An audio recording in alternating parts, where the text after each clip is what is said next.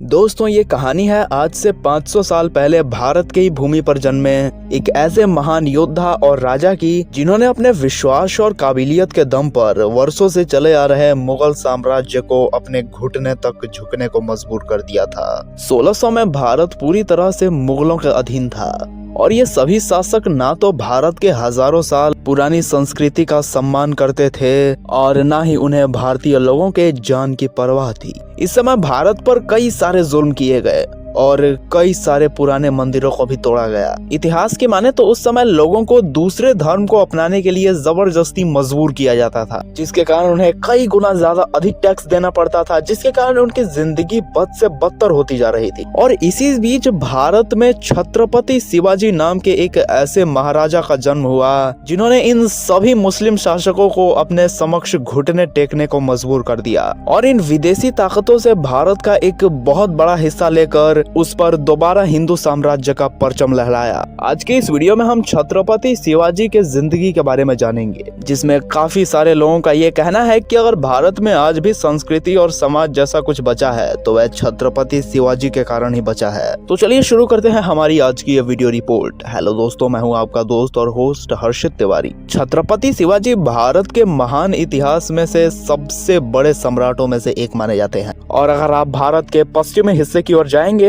तो आपको समझ में आएगा कि महाराष्ट्र और मध्य प्रदेश जैसे हिस्सों में इनको भगवान की तरह पूजा जाता है। वैसे आपको जानकर हैरानी होगी कि जिस छत्रपति शिवाजी महाराज ने भारत में मुगल साम्राज्य को हार के कगार पर लाकर खड़ा कर दिया था, उनके पिता शाहजी भोसले 16वीं शताब्दी में अहमदनगर सल्तनत, बीजापुर सल्तनत और मुगल सेना के एक प्रमुख सेना नायक भी थे और मुगलों के लिए ही युद्ध लड़ा करते थे। 19 फरवरी 1630 को शाहजी भोसले के घर में एक बच्चे का जन्म होता है जो इस पूरे भारत की किस्मत बदलने वाला था। किसी ने अंदाजा भी नहीं लगाया था कि जिस बच्चे के पिता इन मुगल शासकों के लिए लड़ते हैं, एक दिन उन्हीं का बच्चा इन मुगलों के खिलाफ खड़ा होगा और इन्हें भारत से खदेड़ने के लिए घुटने टेकने पर मजबूर कर देगा। शिवाजी के माँ का नाम जीजाबाई था। कहा जाता है कि वह बहुत ही ज्यादा धार्मिक और साहसी महिला थी। कहा जाता है कि युद्ध की सभी रणनीति और धर्म पर विश्वास शिवाजी ने अपनी माता से ही सीखा था। छत्रपति शिवाजी के बचपन में लोग यही मानते थे कि शिवाजी बड़े होकर अपने पिता की तरह मुस्लिम सम्राट की सेवा करेंगे और उनके लिए युद्ध लड़ेंगे, लेकिन किस्मत को तो कुछ और ही मंजूर था। उस समय पूरा भारत, जिसमें आज का अफगानिस्तान, पाकिस्तान, नेपाल, भूटान, श्रीलंका और तिब्बत जैसे कई देश शामिल है, उस अखंड भारत के करीब 80% हिस्से पर उस समय मुगल शासकों का राज था और उस समय जो हिंदू राजा बचे भी थे वो इन शासकों के लिए काम करते थे। अब ये शासक भारत के लिए अच्छे थे या बुरे, ये तो एक बहस का विषय है, क्योंकि इन्हीं मुस्लिम शासकों ने भारत में अंग्रेजों को घुसने दिया था। अब ऐसे में छत्रपति शिवाजी महाराज तो यह बात भली भांति समझ चुके थे कि इन मुगलों को भारत एवं वहाँ के लोगों से कोई खास मतलब नहीं है। ऐसे में 1686 आते आते मात्र 16 साल की उम्र में ही छत्रपति शिवाजी महाराज ने अपनी एक बहुत बड़ी सेना तैयार कर ली थी, जिसमें अधिकतर किसान शामिल थे। और आपको जानकर हैरानी होगी कि इस छोटे से सेना ने अपने बुलंद हौसले से पुणे के एक बहुत बड़े किले को अपने अधिकार में ले लिया। इसके बाद छत्रपति शिवाजी महाराज ने और भी कई किलों पर हमला किया और थाना, कल्याण, कोढ़ाना ऐसे मुख्य किलों को अपने अधिकार में ले लिया। इससे पहले मुगल साम्राज्य के खिलाफ इतनी बड़ी बगावत किसी ने नहीं की थी। कहा जाता है कि छत्रपति शिवाजी महाराज गोरिल्ला युद्ध की रणनीति में काफी माहिर थे और इस रणनीति को उनकी विजय का एक बहुत बड़ा कारण माना जाता है, जिसकी वजह से उन्होंने अपने मुट्ठी भर सेना के दम पर बहुत बड़े राज्य को हरा दिया। छत्रपति शिवाजी के बढ़ते प्रताप से विजयनगर के शासक आदिल शाह जब शिवाजी को बंदी न बना सके तो उन्होंने शिवाजी के पिता शाहजी को अपने कब्जे में ले लिया। यह बात शिवाजी को पता चलते ही वह आग बबूला हो उठे, जिसके बाद अगले 7 साल तक छत्रपति शिवाजी अपने पिता को छुड़ाने की कई नाकाम कोशिशें की, लेकिन जब वह कोशिशें कामयाब नहीं हुई तब शिवाजी यह समझ गए कि अब उन्हें अपनी शक्तियां बढ़ानी होगी। इसके बाद धीरे धीरे शिवाजी ने अपनी शक्तियां बढ़ाई और अपने साम्राज्य का विस्तार किया। 1650 आते आते छत्रपति शिवाजी महाराज का नाम पूरे भारत में छाने लगा था और अब छत्रपति शिवाजी का डर दिल्ली में बैठे सभी मुगल शासकों तक पहुंच चुका था और इसके बाद छत्रपति शिवाजी पर बड़े जानलेवा हमलों की शुरुआत हुई।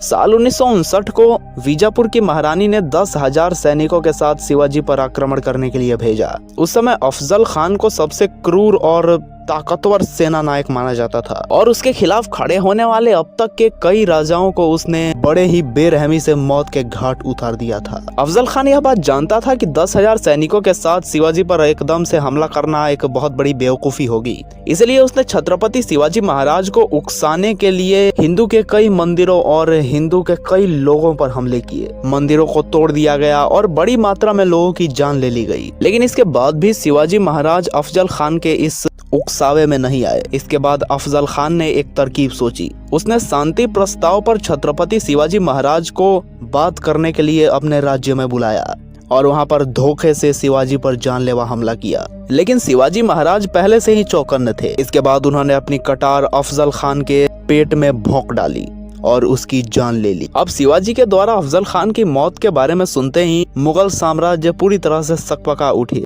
दूसरा बड़ा हमला छत्रपति शिवाजी के ऊपर वीजा के सुल्तान द्वारा किया गया, लेकिन इस बार भी छत्रपति शिवाजी ने उस सेना को काफी आसानी से हरा दिया और उस सेनापति के सेना की भी जान ले ली। इसके बाद और भी कई हमले छत्रपति शिवाजी के ऊपर किए गए, लेकिन अब वह इतने ज्यादा ताकतवर हो चुके थे कि वह इन सभी हमलों का जवाब मुंह तोड़ ढंग से देना सीख चुके थे। इसलिए इन सभी जानलेवा हमलों में छत्रपति शिवाजी की जीत हुई और ऐसे ही करते करते उन्होंने भारत के एक बहुत बड़े भूभाग पर अपना कब्जा जमा लिया था, जहाँ पर बहुत सारे लोग बिना किसी मुस्लिम शासक के डर के रहा करते थे। छत्रपति शिवाजी काफी ज्यादा न्याय प्रिय भी थे, इसलिए उनके राज्य में न्याय को लेकर कई सारे कड़े कानून भी बनाए गए थे। कुछ समय तक शिवाजी महाराज के शासन में शांति रही, लेकिन फिर 1663 में शाइस्ता खान नाम के एक क्रूर सेनापति को 1.5 लाख सैनिकों के साथ छत्रपति शिवाजी और उनके साम्राज्य पर हमला करने के लिए भेजा गया। यह पहला ऐसा युद्ध था जिसमें छत्रपति शिवाजी को बहुत लंबे समय तक लड़ना पड़ा था। इस युद्ध में शुरुआती जीत तो शाइस्ता खान की हुई,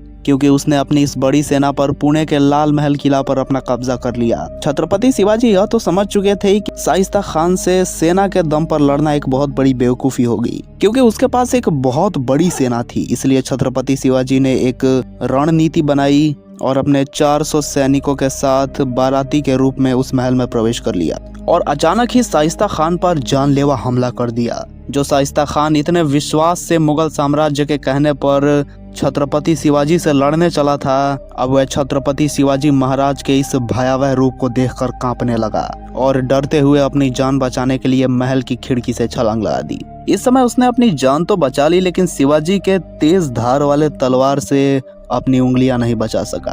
अब इस घटना ने मुगलों को पूरी तरह से झकझोर कर रख दिया। अब उन्होंने यह बात समझ लिया था कि छत्रपति शिवाजी का खेल जल्दी से खत्म नहीं किया गया तो पूरा अखंड भारत भगवा रंग में रंग जाने वाला है और शिवाजी महाराज पूरे मुगल साम्राज्य को उखाड़ कर फेंक देंगे। इसलिए पूरे मुगल साम्राज्य ने अपने सबसे ताकतवर सेना नायक और सेना की एक झुंड तैयार किया, जिसमें मिर्जा राज और औरंगजेब जैसे योद्धा भी शामिल थे, जिन्हें 2 लाख से भी ज्यादा सैनिक दिए गए और शिवाजी के साम्राज्य पर हमला करने के लिए कहा गया। अब चूंकि शाइस्ता खान से लड़ते हुए शिवाजी के सैनिकों को एक बहुत बड़ी क्षति पहुंची थी, इसलिए अब उनके पास इतनी ज्यादा सैन्य बल नहीं थी कि वह इस सेना का सामना कर सके और इसलिए इस युद्ध में छत्रपति शिवाजी की हार हुई और उन्हें अपना साम्राज्य का एक बहुत बड़ा हिस्सा मुगल शासकों को देना पड़ा। और इसके बाद शिवाजी और उनके पुत्र संभाजी को आगरा बुलाया गया और उन्हें एक बहुत बड़े कमरे में कैद कर दिया गया। लेकिन औरंगजेब की यह गलती शायद उसके जिंदगी की सबसे बड़ी गलती साबित होने वाली थी, क्योंकि वह ज्यादा समय तक छत्रपति शिवाजी महाराज को इस किले में कैद नहीं रख पाए और 13 अगस्त 1666 को फलों की टोकरी में छिपकर शिवाजी औरंगजेब की कैद से फरार हो गए और 22 सितंबर साल 1966 को